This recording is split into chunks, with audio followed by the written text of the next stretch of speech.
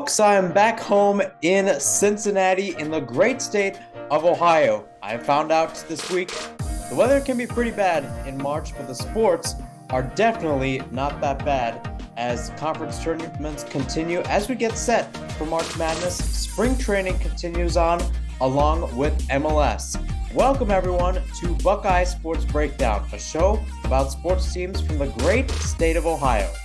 I'm Mahirson Hassan, and thanks for tuning in.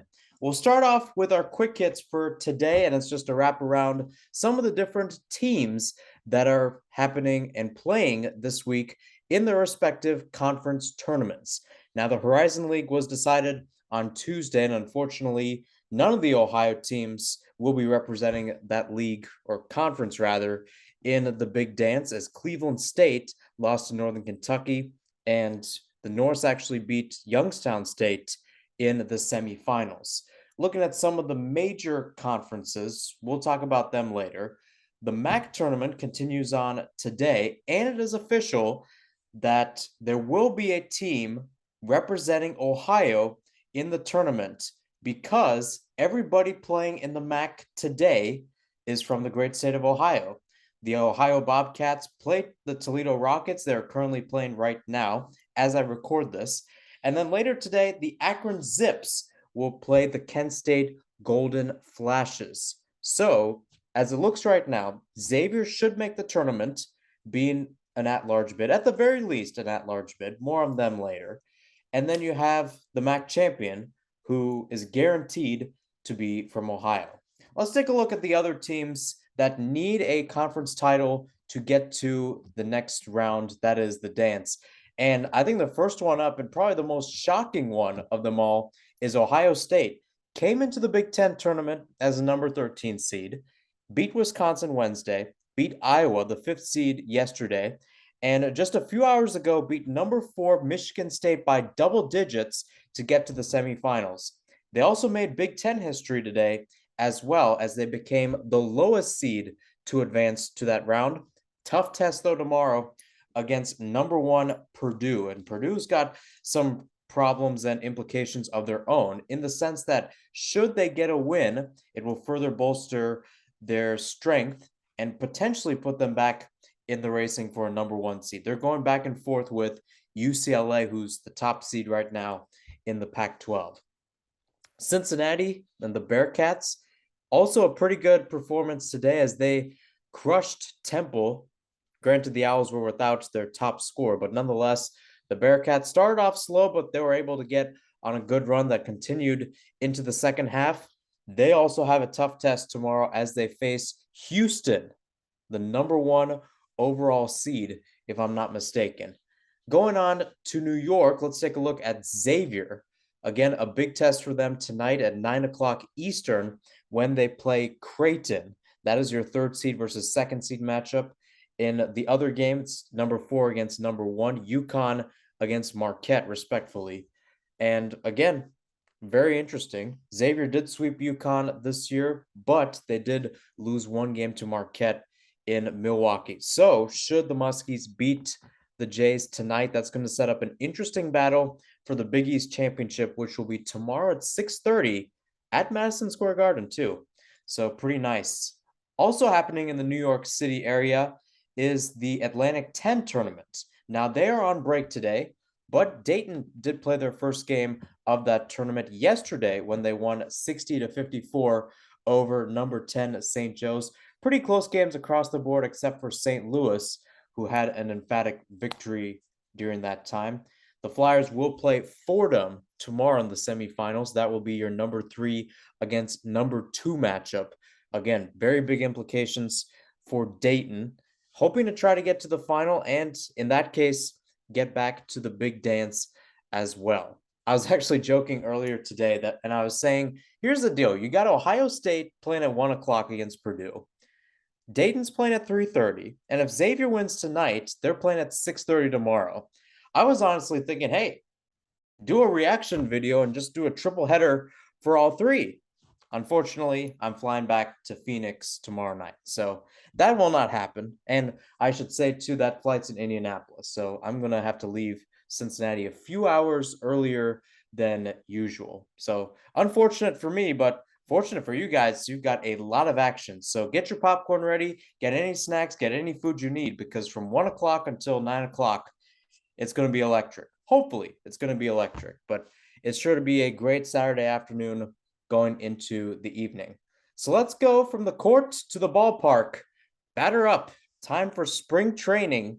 And the Reds and the Guardians kind of had a little tail of the tape and kind of contrasting weeks out in the desert this week. The Reds went 5-4 since our last episode, which was a week ago. They're currently 7-7 overall, currently sixth in the Cactus League. They have a day and night series today, played the Mariners, lost that day game. They will play the Diamondbacks later today at 8 o'clock Eastern. Currently, they are 7-7 overall and sixth in the Cactus League. Some pretty interesting games. Won both of the games against the A's in the Big League Classic, which occurred in Las Vegas. Their game against the Cubs earlier this week was also interesting. They were up 5-0 at one point before the Cubs scored 8 unanswered in 2 innings and kind of wiped off what was a pretty good day by Hunter Green, who earlier this week was announced as the opening day pitcher for the Reds, which will be happening less than 3 weeks from now at Great American Ballpark. But nonetheless, Green had a great day, 4 innings pitched, and only 2 hits allowed. So a great day for him overall. Up next for the Reds, I should note that because Arizona does not observe daylight savings time, the day games will go from 3:05 to 4:05 Eastern, and the night games go from 8:05 to 9:05 Eastern. So let's take a look at the Reds schedule, if I can pull it up here on the monitor. I think we'll be able to. Yes, indeed. So looking at the Reds schedule, they've got some interesting games down the stretch and against some interesting opponents as well. And some people say spring training doesn't mean anything, but in the sense of looking at how this organization's built and mainly how spring training is in general, gives a lot of these guys who are mainly in the minors a chance to get that opportunity against some big players and in a major league kind of setting when you have veterans such as like Joey Votto or Mike Moustakas who are on that team when it comes to the Reds. Speaking of the Reds, their schedule for this upcoming week, they've got the Rangers on the road at 3:05 tomorrow, a game later on in the night stretch. You'll also have the Guardians at home. That will be on Friday. That will also be a home game in the night stretch. I'm trying to pull off my monitor here. I should clarify. I said this earlier, but I'm not in Phoenix right now, meaning that I'm actually working on an actual monitor. I'm not working on the computers at the Cronkite School. So I'm trying to figure out this monitor and how it's worked. And thus it's also pulled out what would have been the schedule for the Reds. So let me figure out this technical difficulty. But as I was saying, you got a stretch of day games for the Reds, and then you got a stretch of night games, capping off with a game against the Guardians. Technically, the Reds will be the home team that day for that game. So afterwards, if we can pull up the monitor here, if not, I'll go to my notes that are on my computer. But either way, the Guardians right now are in a peculiar situation. I think contrary to the Reds, they've actually been in a rougher situation in the sense that they've been 4-7 overall in spring training, but this past week, one tie to the A's, which that too was on Saturday, 4 losses, one including to the Brewers today, and then their only win was actually not a win in spring training. It was in an exhibition to the Mexican national team, currently in Phoenix for the World Baseball Classic. They've got some interesting games coming up at Chase Field. Guardians, not too good of a stretch, as I noted, at least 6 runs allowed. And it's kind of contrary to what we saw from what got the Guardians to the ALDS last year. You know, knowing that pitching crew when you have guys like Zach McKenzie, Quantrill, guys who can get up and I think really shut the hitters down. It almost brings me back to you're playing teams like the Rays and the Yankees, teams that are known for high-powered offenses, and the Guardians were able to beat the Rays. Not only beat them, they swept them in the wild card series, and then they were able to at least give the Yankees a run for their money. Ended up losing in 5 in that series. But still, it's an interesting kind of situation for the Guardians, just coming from last year and knowing the guys they have in that system, right? When you look at the guys and you want to try to build a team, you want to have guys in that farm system that can really play, can be dogs, and get those victories. Again, I'm not going to crib that much compared to, say, if this is going to be in the regular season. But at the same time, it kind of does matter for your future as well. It's kind of the reason why spring training is important. As I noted, the Guardians are currently 4-7. They should be going to 4-8. They were playing the Brewers, but last time I checked, they were down 12-3. So they should fall to 4-8. That's going to put them towards the bottom of the Cactus League standings. The San Francisco Giants are currently the last team there. But nonetheless, you look at the Guardians' schedule for this upcoming week. They host the A's at Goodyear Ballpark tomorrow. That's going to be a day game. And again, as I noted earlier, day games moving to 4:05 Eastern, night games going to 9:05. Although their night game against the Padres on Wednesday, that one will be on the road. That will be at 9:40 Eastern. Nonetheless, that one will still be in the Phoenix area. Some of the other games occurring next week, 2 games on the road, day games on Sunday will be against the Royals, and then on Monday will be on the road at the Dodgers. They host the Angels. That will be a day game on Tuesday. The day game on Thursday will be hosting the White Sox before they will play, quote unquote, at the Reds on Friday. If you don't know by now, the Reds and the Guardians share a Goodyear Ballpark in the Phoenix area. Decent ballpark unto itself. It's got a good amount of seats, good amount of people. It's kind of on the outskirts of the Phoenix area, about 30 miles away from downtown Phoenix. And then, of course, the Guardians will have some interesting stretches going into the week after that. A few day and night series up on the bat. They've also got a few games later in the stretch of spring training where they play the Diamondbacks at Chase Field.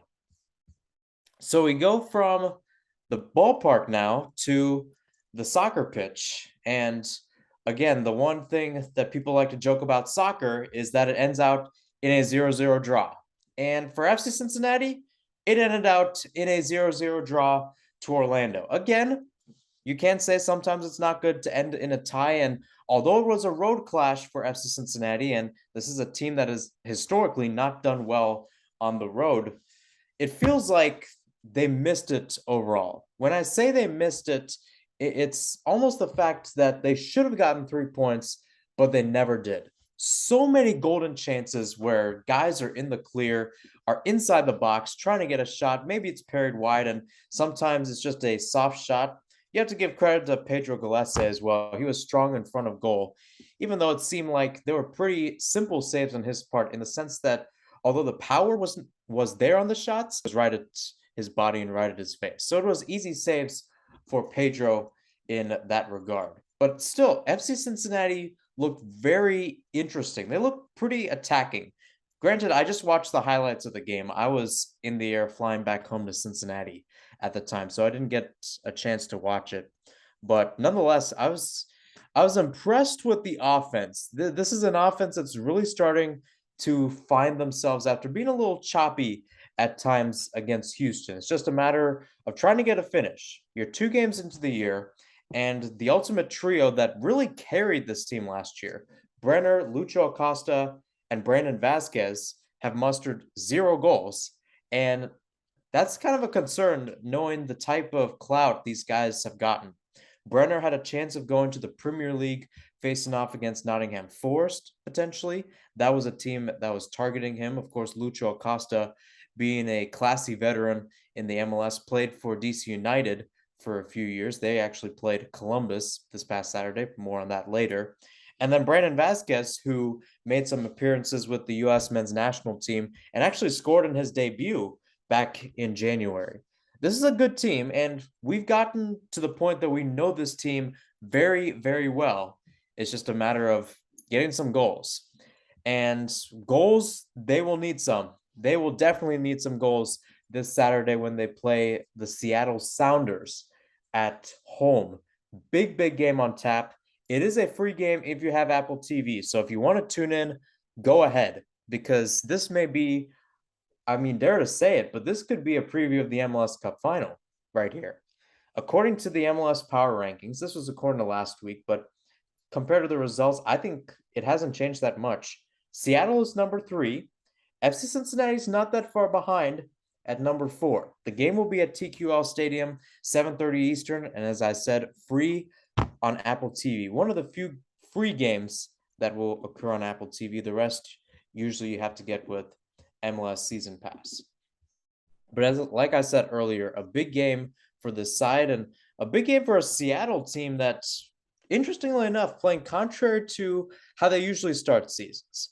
If you don't know, Seattle has always been a contender for the MLS Cup final up until this last year where LAFC represented the Western Conference. From 2015 to 2022, the team representing or actually I should say from 2015 to 2021, the team representing the Western Conference in the MLS Cup final has been from the Pacific Northwest, specifically either Seattle and their fellow Pacific Northwest rival, the Portland Timbers. Seattle has made it to the MLS Cup final in that stretch 4 times, 2016, 2017, 2019, and 2020 in that regards. 4 times, and that's quite a lot.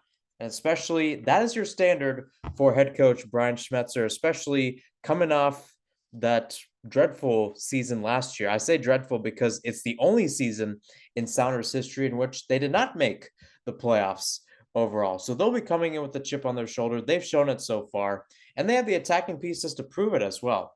Jordan Morris, who was on the United States men's national team, has played well so far. So Seattle has got the pieces overall, and not to mention, they've got guys like Christian Roldan and Alex Roldan to complement guys like Morris and Hebert in the middle. So, as I like to say many times on a lot of my previews, sure to be a good one. And I think we'll definitely see that happening on Saturday. So, we talked about FC Cincinnati, kind of the same deal for Columbus.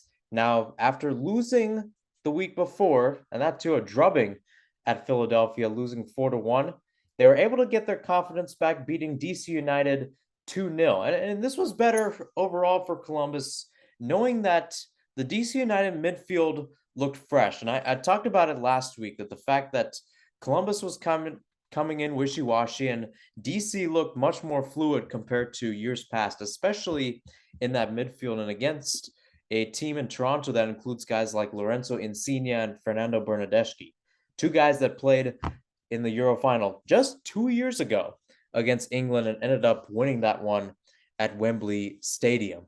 So again, Columbus has a big test on tap this Saturday against Toronto. The Trillium Cup will be kind of rebirth per se. Again, you can ask Columbus Crew fans, is that a rivalry? Is that not? Knowing the rivalry with Cincinnati, I would guess no, but again, those who have been there for a long time know that that was once a big rivalry between those two sides. So let's backtrack now to Columbus's victory. And simply put, it was the Lucas Zelarayan show. Had a brace. He ended up playing right forward in this game. They went with a 3-4-3 lineup, which has been kind of, I wouldn't say unconventional. Now, if you're outside of Wilfred Nancy's range, it is unconventional. You're used to the 4-4-2, 4-4-3. Simply put, you're used to like a 4-back line. Or at the very least, like 3 center backs and then like 2 wing backs going up and down, which is similar to what FC Cincinnati does. That being said, Nancy is known for going with 3-4. He did this in Montreal as well last year, and the Impact, formerly known as the Impact, CF Montreal did a really good job, ended up getting the 2nd seed in the East.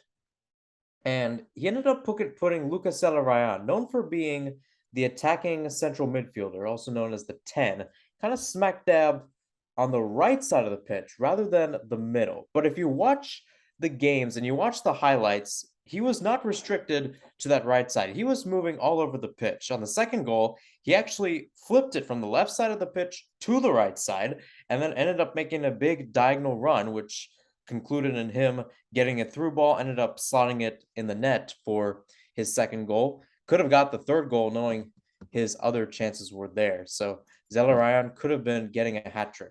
So similar to what we've seen from other teams in this entirety of the tournament, and simply from what we've seen from Columbus as well, be careful. This team is, they have a big crowded hand at lower.com field, is absolutely lethal. They know how to get off. They know how to get off shots. They know how to get off goals, and they know how to muster that energy that has been around this club now for more than 25 years. That being said, I don't know if I can say the same thing for Columbus on the road, and this will be a test to see if I'm right against Toronto FC as they head up north to Canada playing at BMO Field. As I mentioned earlier, you've got Insigne and you've got Bernardeschi. Insigne did not play in their game against Atlanta, in which TFC drew 1-1. Did play against DC United and missed a pretty wide open shot in that game too. Bernardeschi, on the other hand, has played pretty well. Had a goal against DC and had a goal last week against Atlanta United. So simply put, when you talk about having a three-back line, how do you stop guys when you've got Insigne on the left wing and Bernardeschi on the right? And I would be more concerned on how Bernardeschi works, especially on that right-hand side. This just came to me now, is the fact that TFC's manager is Bob Bradley. And Bob Bradley loves right wingers, and here's why. There was a documentary on ESPN a few years ago. It was called "This Is LAFC." I think it was either the first year or the second year that LAFC was an MLS team, and he kept on telling Carlos Vela, who is still the right winger at that club, be like Messi. And Vela tried his best, and he still is trying to impersonate the great Lionel Messi, the GOAT himself. Again, Ronaldo fans, you can hit me up in the comments, but I'll take my take. Messi's better. But back to my point. It's this ideal that he wants a right winger, and maybe he's doing the same with Bernardeschi as well. A guy on the right flank, a quick guy who can cut inside and has a killer left foot. Heard it before? You've heard it. Carlos Vela? You've heard it. Lionel Messi? You definitely heard it. And that's what I'm thinking with Bob Bradley, is that it's almost a rebirth for TFC with having a guy like Bernardeschi in the middle. How does this affect Columbus, you ask? It's almost the fact that you don't have a left back to really go at them a little bit more, and more the fact that their center backs really have to watch Bernardeschi there in the middle. And I might also add, a former LAFC player in Adama Diomande is also on that squad and did start in the number 9 role a few times this year. So very similar to Bob Bradley when he coached LAFC. This Toronto FC side is really lethal, and with 3 center backs comes 3 forwards. So with 2 guys on the ball, and that two guys that can either, 1, make the through ball runs in, or 2, have quick feet to get away from center backs. Although when you look at Insigne against a center back, there's probably maybe a 1-foot difference between them. The dude is like 5'3", Insigne. But to my point, it's going to be interesting to just track those guys down. And that's my key for Columbus, is can the center backs control those guys? Because if they can, then I think there's a chance.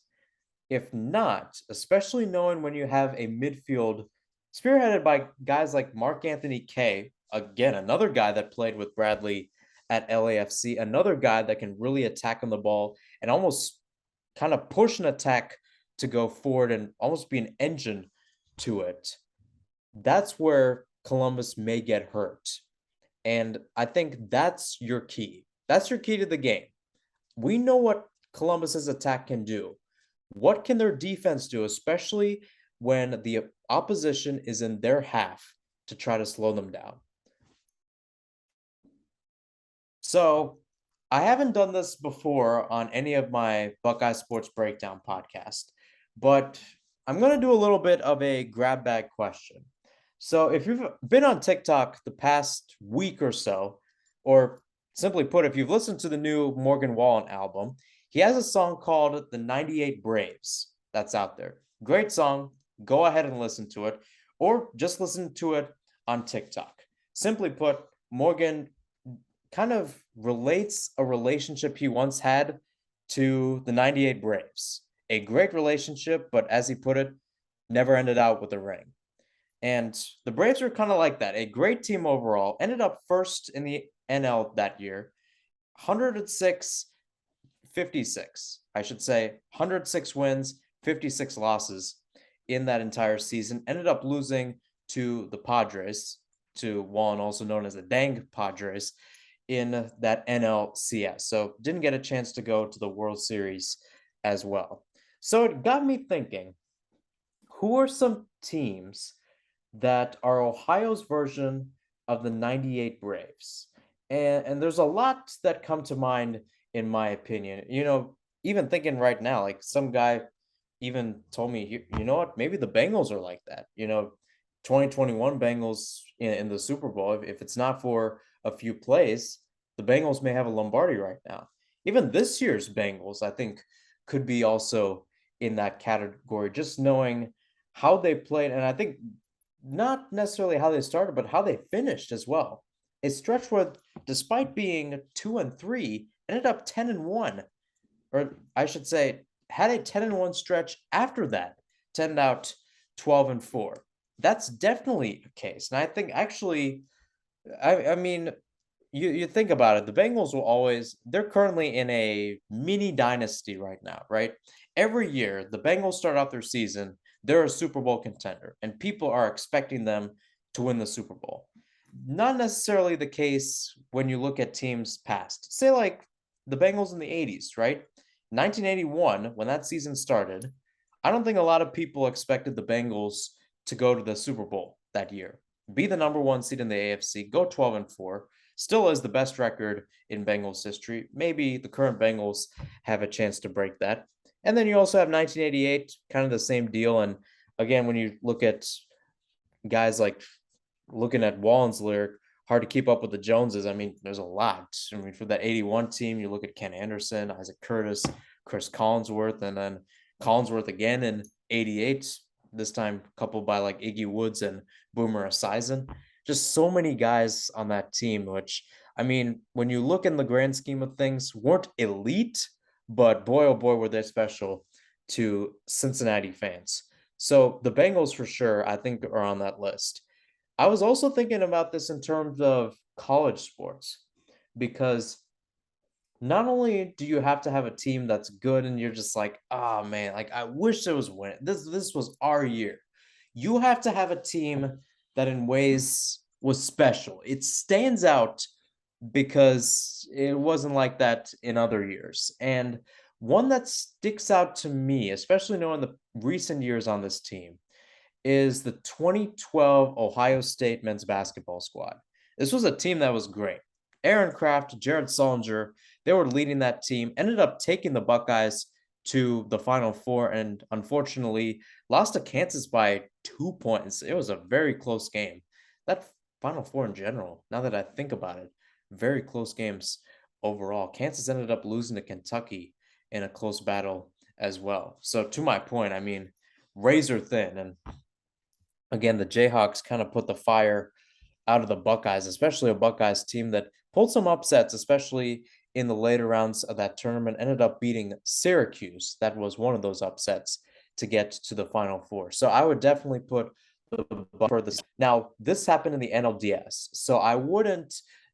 I mean, you can always ask the question, well, the Reds were not capable of winning a World Series and stuff that year, which you may be right. You may be right and say, I mean, they were good, but they weren't championship caliber, but they were definitely a powerhouse. And that is a word that has not been similar. And I think that's not been a word that's been relatable to the Reds, or at least associated with them, since that 2012 season. I mean, guys like, I mean, you got pitchers on the mound like Johnny Cueto, Aroldis Chapman. You look at your hitters, you got Joey Votto in his prime, Jay Bruce. You've got Scott Rowland, too, kind of ending out his time, Brandon Phillips. I mean, you could go on with the amount of great players that were on that squad. So I would definitely put the 2012 Reds, and I think just the heartbreaking loss of it, too. I mean, I know Cincinnati's and Ohio's been used to crushing losses, and I mean, Morgan also talks about it in his song, but you think about it, that's got to be the worst of the worst. You go to the Bay Area, you get 2 wins, and then you come back to Cincinnati. You have a game in hand. The rally towels are out. You have a chance to go to the NLCS until you blow it. You blow it game 3, you blow it in game 4, and Buster Posey, goddamn it, puts the grand slam on you for game 5. And after that, that's pretty much it. The Reds become the 98 Braves. And I think it's almost like a question of how.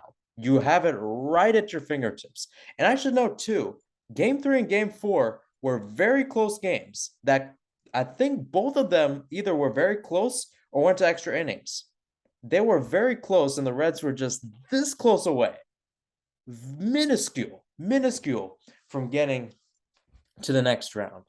And I think if there's any team that's maybe closest to getting that trophy, it's probably the 2012 Reds. Now, you also have the 2016 Guardians, at the time known as the Indians, on that list. And that's probably, I think, a little more stagnant. Again, this is my Cincinnati bias coming out in me. But I think that, too, I mean, you get a rain delay. You're facing a Cubs side that hasn't won a World Series in 108 years. You have a rain delay, and then the Cubs come out. They come sparkling, and they end up winning in extra innings. Game 7 on your turf. Boy, oh boy. That's got to be heartbreaking for sure. And that, too, that would have been a special year for Cleveland, because that was the one year that LeBron came back to Cleveland. Well, in LeBron's second stint with the Cavs, that they won, right? Where they beat the Warriors in 7, and very similar to the Cubs that year, we're down 3-1 and rallied to end up winning the series. So I think if there's any team, maybe the 26 Guardians have got to be on that squad as well, because I think they definitely showed their heartbreak over time, and especially knowing that although they've gotten better over the past few years with this rebuild, and especially focusing on the pitchers, that one still stings, especially knowing the personnel that they had back then.